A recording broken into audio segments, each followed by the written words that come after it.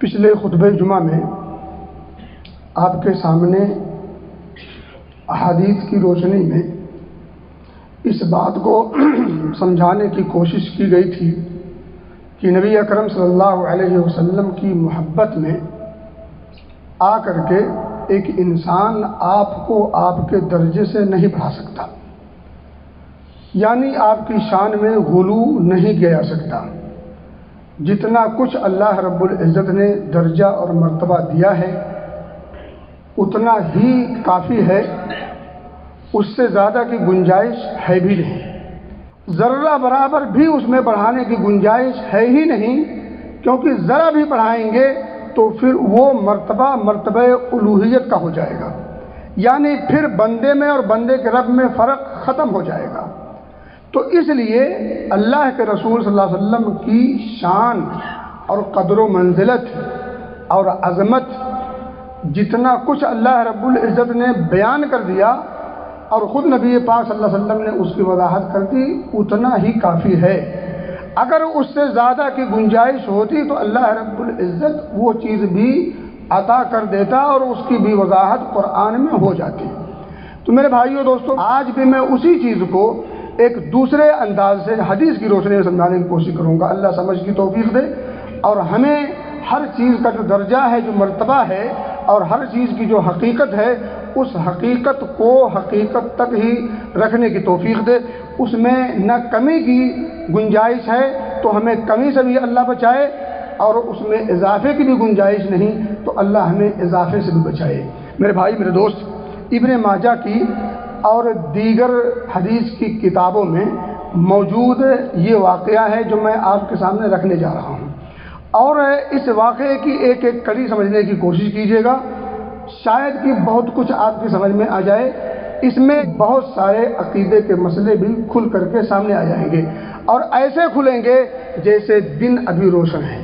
میرے بھائی میرے دوست، حضرت طفیل یہ حضرت عائشہ صدیقہ رضی اللہ تعالی عنہا کے اخیافی بھائی ہیں، یعنی دونوں کی ماں ایک ہے۔ وہ کہتے ہیں طفیل کہ رأیت کأنی اتیت علی نفر من الیہود، وہ کہتے ہیں میں نے خواب دیکھا، اور میں نے آپ کو بار بار بتایا ہے امتی کے خواب کی شرعی حیثیت نہیں ہوتی جب تک کہ شارع یعنی شریعت جس پر نازل ہوئی ہے وہ یا اللہ رب العزت اس خواب کو شریعت بنا نہ دے۔ جب تک اللہ رب العزت کی ذات خود یا نبی پاک صلی اللہ علیہ وسلم رب کے اشارے سے اس امتی کے خواب کو شریعت کا درجہ نہ دے دیں تب تک وہ خواب ہے، اس کی شرعی کوئی گنجائش نہیں۔ تو ابو لہب کا جو خواب دیکھا گیا عباس بن عبد المطلب کے ذریعے سے، اس خواب کی شریعت میں کوئی گنجائش نہیں، وہ صرف ایک لنترانی ہے اور بس۔ تو خواب یہاں ہے، اس خواب پر نبی اکرم صلی اللہ علیہ وسلم کی مہر لگائی جا رہی ہے، اس لیے یہ خواب بیان بھی کیا جائے گا اور اس خواب کے اندر موجود چیزوں کو دین اور شریعت مانا بھی جائے گا، اور پھر اس کے مطابق اپنی زندگیوں میں اپلائی بھی کیا جائے گا، کیونکہ اس خواب پر نبی پاک صلی اللہ علیہ وسلم نے مہر لگا دی ہے۔ میرے بھائی، وہ کہتے ہیں کہ میں نے خواب دیکھا، گویا کہ میں یہودیوں کی ایک جماعت کے پاس سے گزر رہا ہوں، کہ یہودیوں کی جماعت کے پاس سے میرا گزر ہوا۔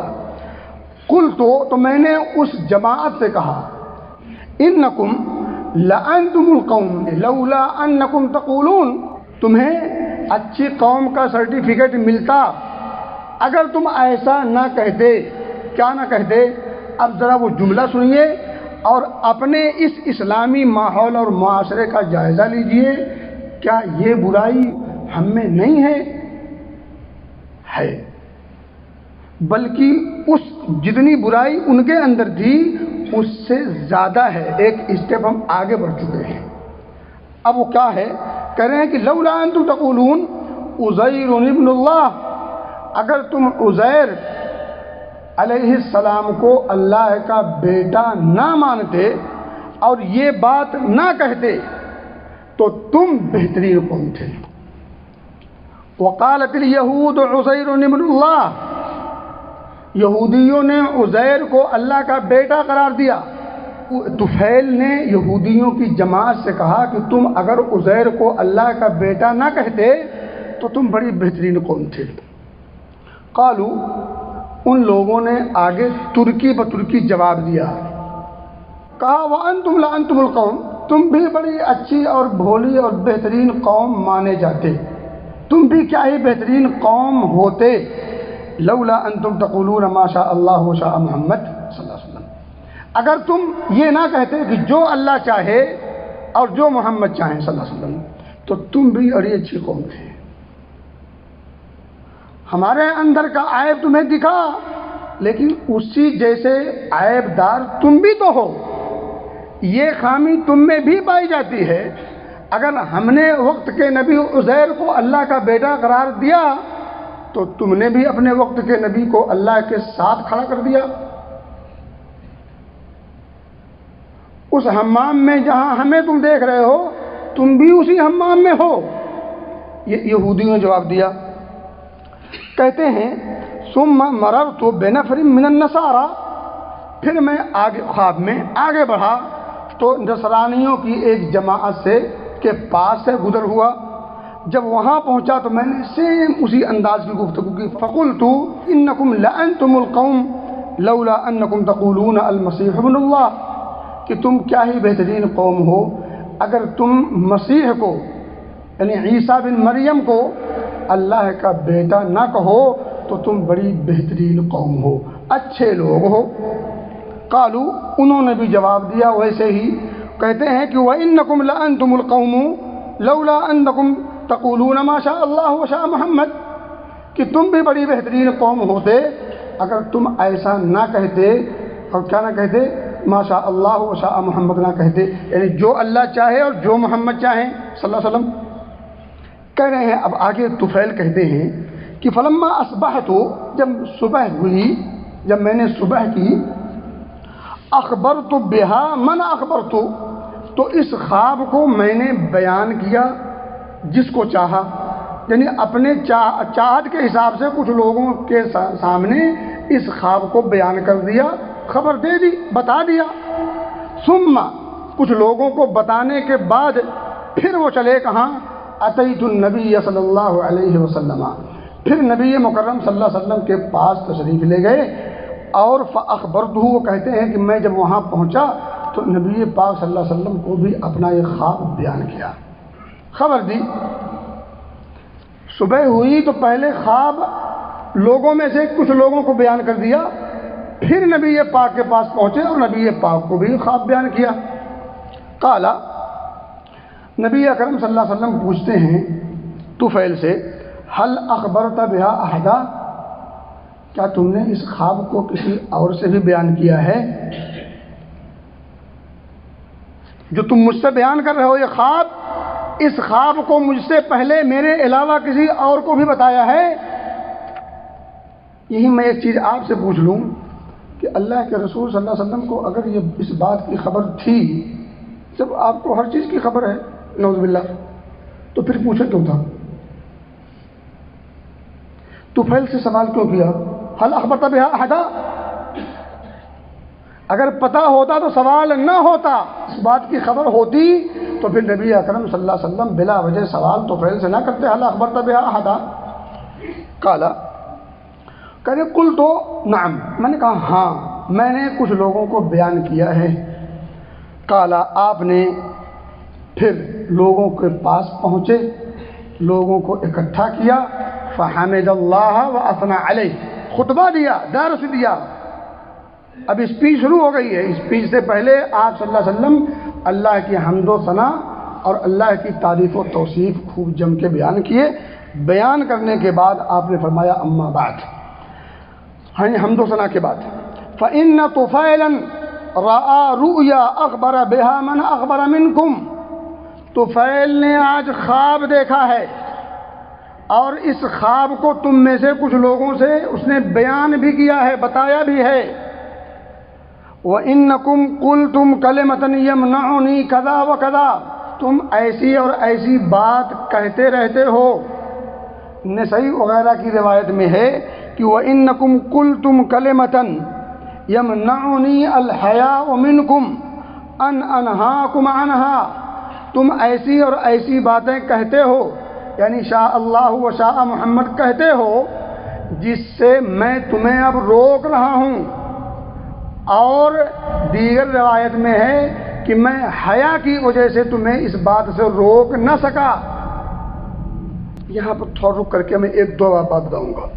پھر آپ نے فرمایا فلا تقولوا ما شاء اللہ و شاء محمد، تو تم آج کے بعد کان کھول کے سن لو، میری محبت، میری عظمت، میری قدر و منزلت، میرا ادب، میری عزت اور احترام تمہارے دلوں میں ہے، وہ سب اپنی جگہ ہے، لیکن کان کھول کے سن لو۔ محبت کی آڑ میں، محبت کی بنیاد پر عقیدت کو سامنے رکھ کر کے اب دوبارہ ما شاء اللہ و شاء محمد نہ کہنا، بل ولکن قولوا ما شاء اللہ وحدہ۔ ہاں اب کیا کہو گے؟ جو اکیلا اللہ چاہے۔ اب محمد صلی اللہ علیہ وسلم کی مشیت کے ساتھ گفتگو نہیں کرنا۔ نسائی کی ایک روایت میں ملتا ہے کہ آپ نے وہ کلمہ جو غیر شرعی تھا، جس سے توحید پر آنچ آتی تھی، آپ نے اس سے روکا، پھر آپ نے وہ کلمہ سکھلایا جس سے آنچ نہیں آتی تھی، جو میں نے آپ کو پچھلے خطبے جمعہ بتایا بھی تھا کہ آپ نے فرمایا کہ قولوا ما شاء اللہ ثم شئت۔ ایک انسان کی مشیت اور چاہت سے کچھ نہیں ہوتا جب تک اللہ کی مشیت شامل حال نہ ہو، کچھ نہیں ہوتا۔ ایک پتہ نہیں ہلتا کسی کی چاہت سے،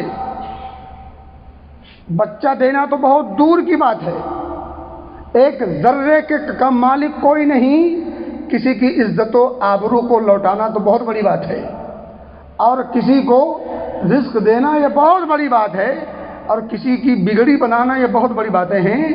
ایک انسان چاہے وہ کتنا مقرب ہو، کتنا برگزیدہ کیوں نہ ہو، چاہے وہ انبیاء ہوں یا اولیاء، ملائکہ ہوں چاہے ملائکہ کا سردار جبریل امین، یہ سب کے سب اللہ کے حکم کے تابع ہیں، اور ساری بادشاہت صرف اور صرف اللہ کے ہاتھ میں ہے۔ اللہ جو چاہے سو کرے، بندے اتنا کر سکتے ہیں جتنا اللہ کی مشیت شامل حال ہو، اس کے علاوہ بندہ کچھ نہیں کر سکتا، کتنا عظیم بندہ کیوں نہ ہو۔ میرے بھائی آگے سنیں، آپ نے جب یہ فرمایا ولیکن قولوا ما شاء اللہ وحدہ، اتنا ہی کہو، اور وہ کیا کہو؟ اکیلا اللہ جو چاہے وہی ہوتا ہے۔ اب میں نے آپ سے کہا تھا نا کہ یہاں بہت ساری باتیں قابل غور ہیں، لیکن ایک دو بات میں آپ کو ضرور بتاؤں گا۔ پہلی بات تو یہ، جب کوئی مسئلہ دینی ہو تو اسے اس کے پاس لے جانا چاہیے جو دین کا عالم ہو۔ کسی پلمبر کے پاس اور کسی انجینئر کے پاس نہیں جایا جاتا۔ پلمبر اور انجینئر سے دین نہیں سیکھا جاتا، اور نہ اسے یہ حق ہے کہ دین سکھائے، لیکن اگر وہ دیدہ دلیری کرے تو پھر آپ ایسوں کے پاس نہ جائیں۔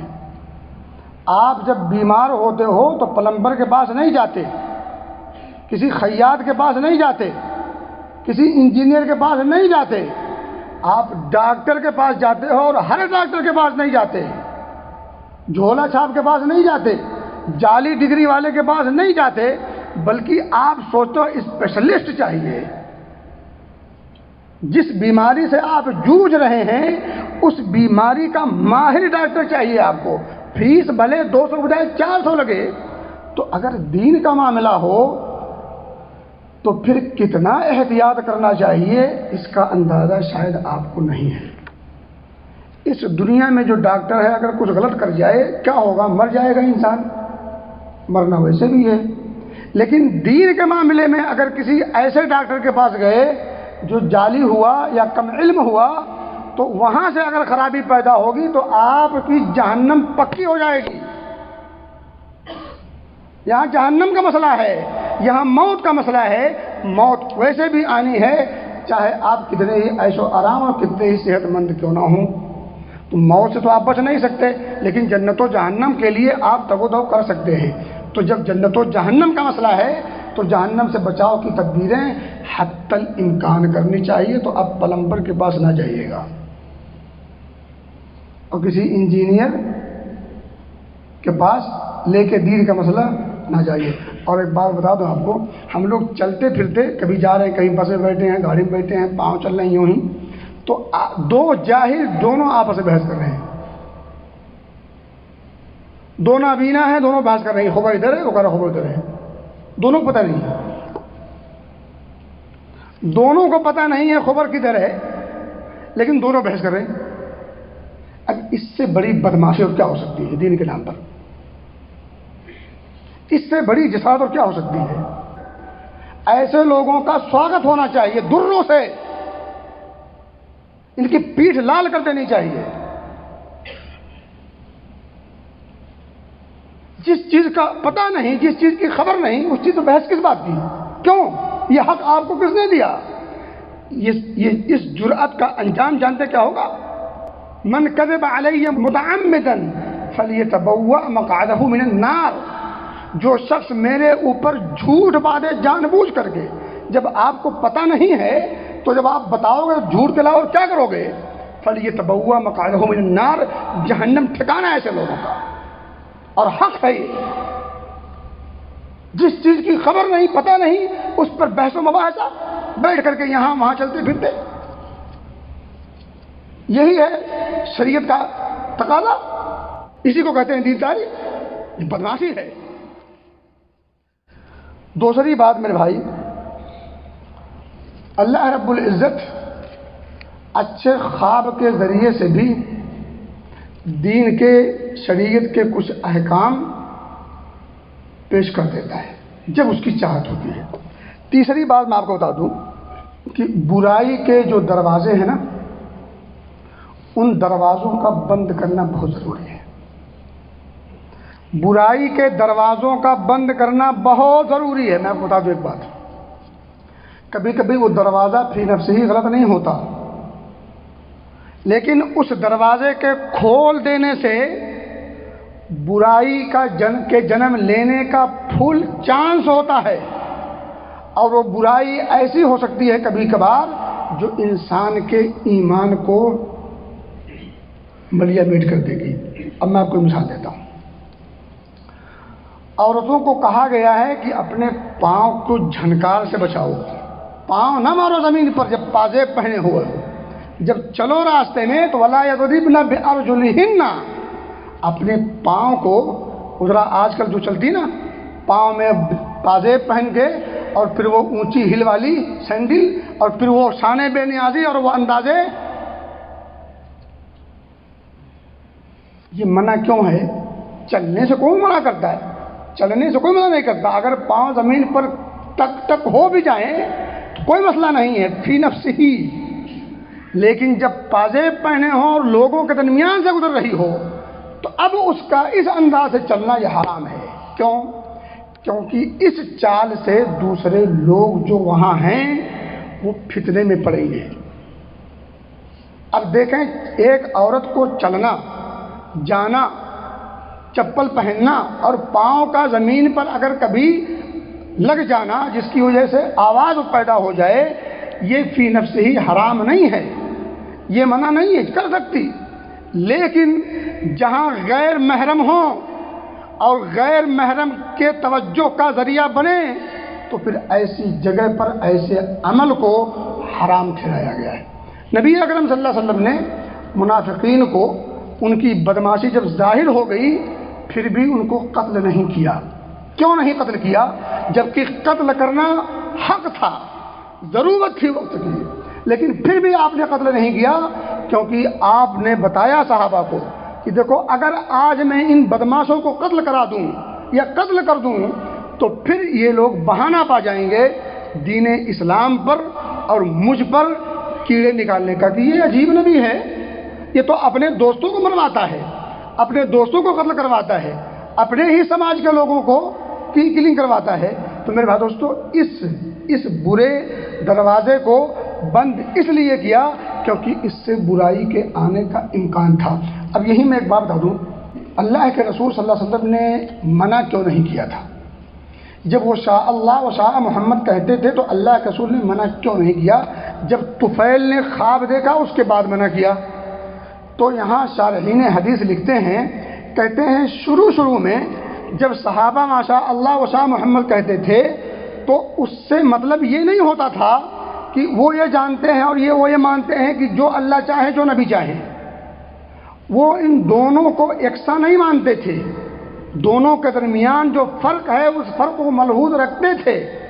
لیکن جب یہ بات آگے بڑھی یہاں تک کہ اللہ رب العزت نے طفیل کے ذریعے سے اس چیز کی آگاہی فرمائی تو پھر نبی اکرم صلی اللہ علیہ وسلم نے فوری طور پر منع کیا کہ اب تم ما شاء اللہ و شاء محمد نہیں بلکہ ما شاء اللہ وحدہ کہو گے، اور دیگر روایت کے حساب سے اگر آپ کو کہنا ہی ہے، نبی کو ساتھ رکھنا ہی ہے تو ما شاء اللہ الگ رکھو ثم شئت کہو، تاکہ یہ فرق واضح رہے کہ وہ خالق ہے یا مخلوق ہے، وہ داتا ہے اسے عطا کیا جاتا ہے، وہ ساری چیز کا خالق اور مالک ہے، اور یہ عطا کرنا یہ وہ شخص ہے جسے عطا کیا گیا نبوت کے نام پر کبھی، رسالت کے نام پر کبھی، اور بہت ساری جو ہے تمغے اور بہت ساری عنایات اللہ کی طرف سے انہیں دی گئیں۔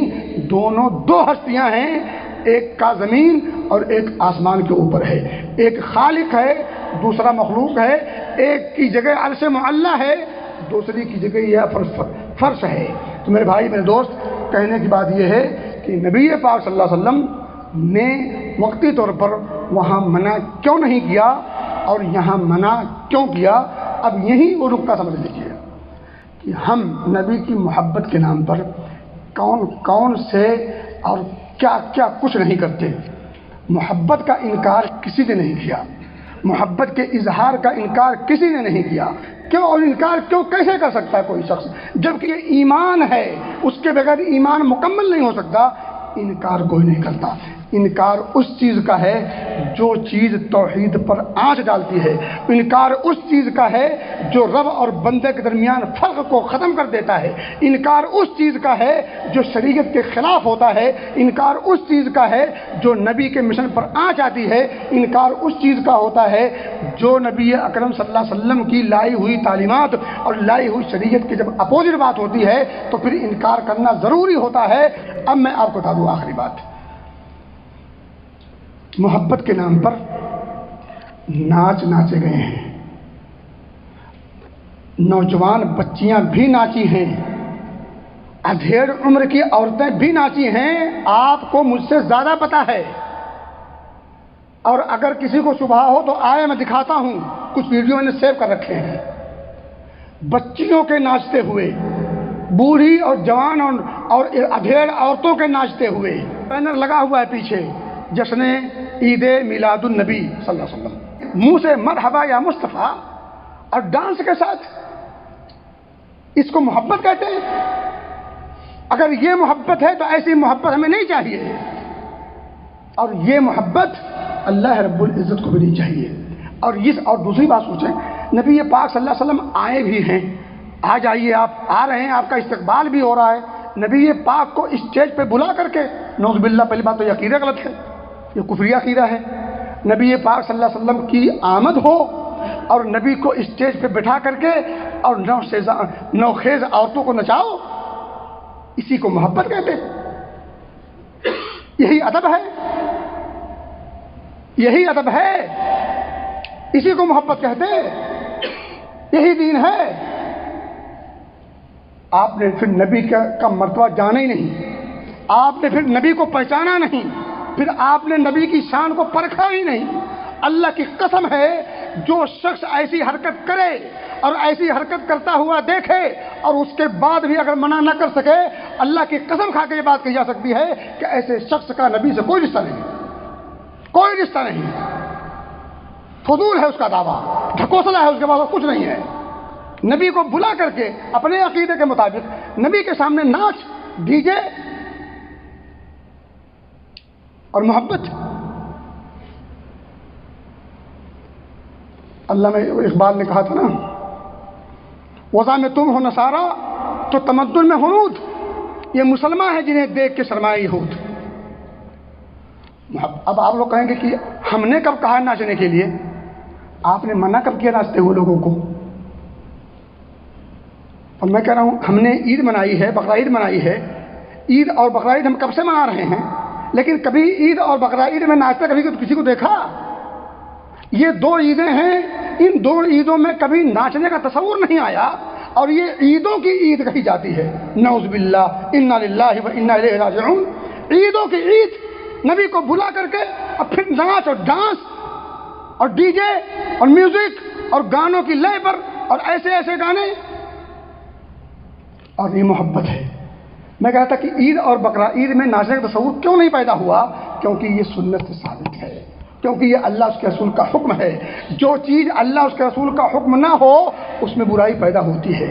یہ عذاب ہے سنت کے چھوڑنے کا، غیر شعوری عذاب جو محسوس نہیں ہو رہا ہے۔ یہ عذاب ہے سنت کو ترک کرنے کا، یہ عذاب ہے بدعت کو اپنانے کا۔ بدعت کی یہ مضر اثرات ہیں، بدعت کے یہ مضر اثرات ہیں، یہ اس کے مفاسد ہیں، یہ اس کی گندگیاں ہیں جو دکھ رہی ہیں۔ کبھی ناچ کے نام پر، کبھی ڈانس کے نام پر، کبھی عورت ناچ رہی ہے، کبھی خسرے ناچ رہے ہیں، کبھی نوجوان عورت ناچ رہی ہے، کبھی ادھر عورت ناچ رہی ہے، اور وقت کا مولوی خاموش ہے۔ اور جب بات محبت کی آئے تو ان سے بڑا کوئی محبوب نہیں۔ جو ان چیز سے روکے وہ گستاخ ہے۔ کمال ہے یار تیرے میزان کا، تیرے معیار کا۔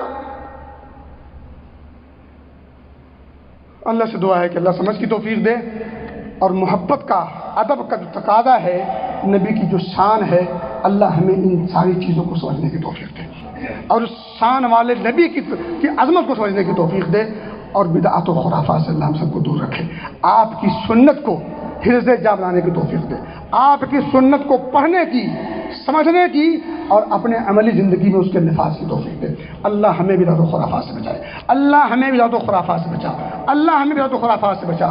اللہ نبی کی شان کو سمجھ کر نبی کی سنتوں کو اپنانے کی توفیق دے۔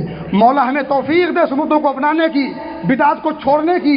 اللہ ہمیں توفیق دے بدعت و خرافات سے دور رہنے کی، سنت کو اور آپ کے نمونوں کو اپنانے کی۔ اللہ ہمیں ان تمام راستوں سے بچا جن راستوں سے خرافات آتے ہیں، جہاں سے یہ عذاب کی شکلیں ہمیں اندر پیدا ہوئی ہیں، جہاں سے مفاسد پیدا ہو رہے ہیں۔ اللہ ان تمام چور دروازوں سے محفوظ رکھ۔ اللہ ہمیں بچا ان لوگوں سے بھی جن لوگوں نے چور دروازے کھولے ہیں۔ اللہ انہیں نبی کی شان اور مقام کو سمجھنے کی توفیق دے، اور آپ کی عظمت کو ملحوظ رکھ کر اپنی زندگی